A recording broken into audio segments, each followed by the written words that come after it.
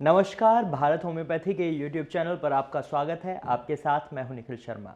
आज हम बात करेंगे रेमेटॉइड अर्थराइटिस और ऑस्टियो अर्थराइटिस के डिफरेंसेस के बारे में। जनरली जब पेशेंट के नी जॉइंट में पेन होता है या किसी भी बॉडी पार्ट के जॉइंट में पेन होता है तो उनके दिमाग में आता है कि उन्हें गठिया की प्रॉब्लम हो गई है, उन्हें अर्थराइटिस की प्रॉब्लम हो, और इस सिचुएशन में वो कंफ्यूज हो जाते हैं कि उन्हें रेमेटॉइड अर्थराइटिस हुआ है या ऑस्टियो अर्थराइटिस हुआ है।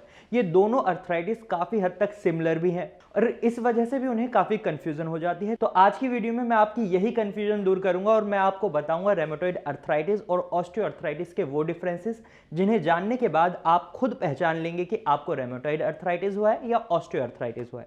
तो ये समझने के लिए हमें थोड़ा सा रेमेटॉइड अर्थराइटिस और ऑस्टियो अर्थराइटिस को समझना होगा।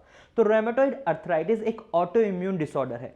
इस बीमारी में क्या होता है, आपका इम्यून सिस्टम ही आपके शरीर को नुकसान पहुंचाना शुरू कर देता है। इसको आप इस तरीके से समझिए, ये आपका जॉइंट्स है और इन जॉइंट्स के बाहर आपको एक लेयर मिलेगी जिसको बोलते हैं साइनोवल मेम्ब्रेन। जब ये आपके साइनोवल मेम्ब्रेन पर इन्फ्लामेशन आने लग जाती है, सूजन बनने लग जाती है, तो इसमें पेन बनने लग जाता है और इस सिचुएशन को हम साइनोवाइटिस कहते हैं। और जब ये साइनोवाइटिस की सिचुएशन लंबे टाइम तक चलती है तो ये एक केमिकल छोड़ने लग जाती है। जो आपकी इन्फ्लेमेशन है ये केमिकल छोड़ती है और इससे आपके कार्टिलेज डैमेज होने लग जाते हैं और आपके जॉइंट्स में पेन, स्वेलिंग और अकड़न बनने लग जाती है, स्टिफनेस बनने लग जाती है, और यही है रेमेटॉइड अर्थराइटिस। वहीं ऑस्टियो अर्थराइटिस में क्या होता है, ऑस्टियो अर्थराइटिस में आपको किसी चोट की वजह से या आपकी उम्र की वजह से, इसमें एज फैक्टर बहुत बड़ा फैक्टर होता है ऑस्टियो अर्थराइटिस में। अगर आप 50 साल से ऊपर हैं तो ऑस्टियो अर्थराइटिस होने के चांसेस ज़्यादा होते हैं। ये जनरली नी जॉइंट में और हिप जॉइंट में देखने को मिलता है। इसमें क्या होता है, आपका कार्टिलेज वक्त के साथ घिस जाता है, कमजोर हो जाता है या डिस्ट्रक्ट हो जाता है, बिल्कुल ही खत्म हो जाता है। आपने सुना होगा, बड़े बुजुर्ग भी कई बार बोल देते हैं जब बच्चे चेयर से खड़े होते हैं और वो कहते हैं नहीं दादाजी मेरे पैर में दर्द हो रहा है, घुटनों में दर्द हो रहा है, तो वो क्या बोलते हैं, ग्रीस खत्म हो गया क्या तुम्हारे पैरों की अभी से। तो वो ग्रीस जिसको वो बोलते हैं वो होता है आपका कार्टिलेज टिश्यू। ये एक कनेक्टिव टिश्यू है जो आपके दो बोन्स के जॉइंट्स को जोड़ रहा है, जिसकी वजह से आपके बोन्स की मूवेबिलिटी अच्छे से हो पा रही है, वो जो फ्लेक्सिबिलिटी है आपके बोन्स की वो ईजिली हो रही है। और जब ये घिस जाता है तो इसकी वजह से आपके जॉइंट्स का जो स्पेस होता है, सपोज अगर इसके बीच में एक कार्टिलेज है और जब आप इसे हटा देंगे तो क्या होगा, ये धीरे धीरे पास आने लग जाएगा, जो स्पेस है वो कम होने लग जाएगा और रगड़न महसूस होगी आपको आपकी हड्डियों से। ऐसे आपकी जब हड्डियां आपस में टकराएंगी तो एक रगड़न होगी, आपकी हड्डियां घिसेंगी और इससे आपको ऑस्टियोआर्थराइटिस की प्रॉब्लम बन जाती है। अब इन दोनों के डिफरेंस की बात करें तो जब आप मॉर्निंग में उठते हैं और आपको आपके जॉइंट्स में अकड़न महसूस होती है, स्टिफनेस महसूस होती है, उनमें दर्द महसूस होता है, तो ये आपका रेमेटॉइड अर्थराइटिस की सिचुएशन को दर्शाता है। वहीं ऑस्टियोआर्थराइटिस में ये सिचुएशन बहुत कम बार देखी जाती है, लेकिन अगर ऑस्टियोआर्थराइटिस की सिचुएशन आगे बढ़ जाती है, लेटर ऑन स्टेजेस में चली जाती है, लास्ट स्टेजेस में पहुंच जाती है, तो आपको ये चीजें देखने को मिल सकती हैं। लेकिन अर्ली स्टेजेस में, इनिशियल स्टेजेस में आप ऑस्टियोआर्थराइटिस में ये सिम्टम्स नहीं देखेंगे, आपको मॉर्निंग में अकड़न और दर्द की प्रॉब्लम नहीं होगी। वहीं दूसरी बात जो मैंने आपको स्टार्टिंग में ही बताई थी, एज फैक्टर। ऑस्टियोआर्थराइटिस में 50 प्लस लोगों को जनरली ऑस्टियोआर्थराइटिस देखने को मिलता है। वहीं रेमेटॉइड अर्थराइटिस की बात करें तो 15 टू 45 एज ग्रुप है। वैसे इसका कोई एज ग्रुप नहीं होता, लेकिन जो पेशेंट्स हमारे पास आते हैं तो वो 15 टू 45 एज ग्रुप के पेशेंट्स होते हैं, वो जनरली रेमेटॉइड अर्थराइटिस के होते हैं। अब रेमेटॉइड अर्थराइटिस और ऑस्टियोआर्थराइटिस कहाँ होता है, तो मैं आपको बता दूं ये बॉडी के किसी भी जॉइंट्स में हो सकते हैं, दोनों ही।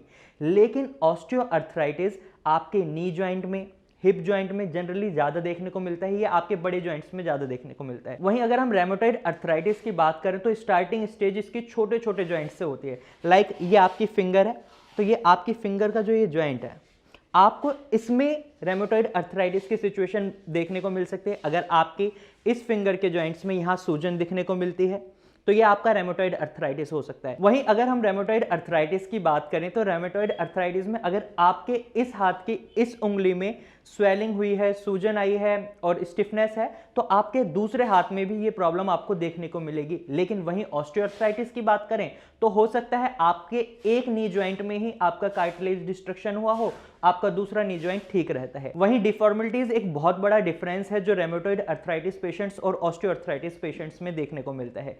रेमेटॉइड अर्थराइटिस के पेशेंट्स में डिफॉर्मिलिटीज बहुत जल्दी देखने को मिल जाती है। अगर आप देखेंगे रेमेटॉइड अर्थराइटिस के पेशेंट्स जिन्हें पेन महसूस होता है है, छोटे छोटे जॉइंट्स में पेन होता है, तो उनकी फिंगर्स की पोजीशंस चेंज हो जाती है, उनकी फिंगर्स टेढ़ी होने लग जाती हैं, किसी की फिंगर्स इस साइड चली जाएंगी तो किसी की इस साइड चली जाएंगी, किसी की मतलब अलग अलग तरीके से आपको डिफॉर्मिटीज देखने को मिलती हैं। वहीं ऑस्टियोआर्थराइटिस में किसी भी प्रकार की कोई डिफॉर्मिटीज नहीं होती।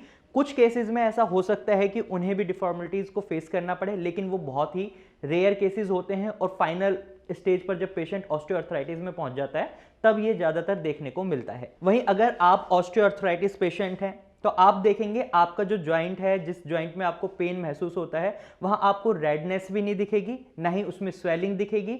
ये अर्ली स्टेजेस की बातें हैं। वहीं रेमेटॉइड अर्थराइटिस के अगर आप पेशेंट हैं तो आपको आपके जॉइंट में जहां आपको रेमेटॉइड अर्थराइटिस की प्रॉब्लम है, सपोज आपके इस जॉइंट में आपको रेमेटॉइड अर्थराइटिस की प्रॉब्लम है, तो आप इसमें देखेंगे आपको रेडनेस भी दिखेगी, यही आपको इसमें स्वेलिंग भी दिखेगी, और जब आप इसको टच करेंगे आपको गरम गरम महसूस होगा। वहीं ऑस्टियोआर्थराइटिस में ऐसा कुछ भी आपको देखने को नहीं मिलेगा। ऑस्टियोआर्थराइटिस में पेशेंट फील कर सकता है अपने पेन को, कोई सेकंड पर्सन अगर उसके पेन को देखना चाहे, उसके बोन्स को टच करके महसूस करना चाहे, तो वो इतनी इजीली उसको महसूस नहीं कर सकता। तो मैं उम्मीद करता हूं इन डिफरेंसेस से आप खुद अंदाजा लगा सकते हैं कि आपको रेमेटॉइड अर्थराइटिस हुआ है या ऑस्टियोआर्थराइटिस हुआ है। ये दोनों बीमारियां बहुत ही सीवियर डिजीजेज हैं और इन दोनों के ट्रीटमेंट बिल्कुल अलग हैं, क्योंकि एक है ऑटो इम्यून डिसऑर्डर, दूसरी है कार्टिलेज डिस्ट्रक्शन। तो इसलिए इन दोनों के ट्रीटमेंट को चूज करने से पहले आपको इनके बारे में जानना बहुत जरूरी हो जाता है।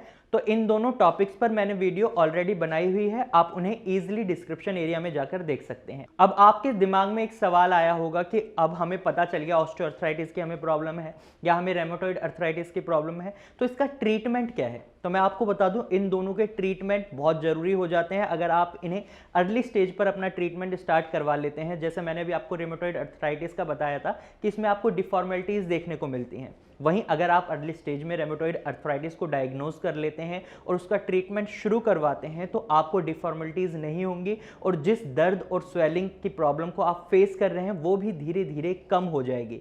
इसलिए आप कोशिश करें कि आप रेमेटॉइड अर्थराइटिस का ट्रीटमेंट जल्दी से शुरू करें और वहीं ऑस्टियोआर्थराइटिस का ट्रीटमेंट भी जल्दी से शुरू करें। और ट्रीटमेंट के लिए आप भारत होम्योपैथी से कांटेक्ट कर सकते हैं, आप नीचे दिए गए नंबर पर कांटेक्ट कर सकते हैं और हमारी डॉक्टर्स की टीम के साथ अपनी प्रॉब्लम्स को शेयर कर सकते हैं और अपनी प्रॉब्लम्स का एक अच्छा सा सॉल्यूशन ले सकते हैं। मैं उम्मीद करता हूं आज की वीडियो आपको समझ आई होगी। अगर आपको हमारी वीडियो अच्छी लगी है तो आप इसे लाइक करें, साथ ही आपको ये जानकारी यूजफुल लगी है तो इसे आप अपने दोस्तों और रिश्तेदारों के साथ जरूर शेयर करें। और साथ ही अगर आप ऐसे ही और वीडियोस देखना चाहते हैं तो आप हमारे चैनल को अभी सब्सक्राइब करें। Thank you for watching.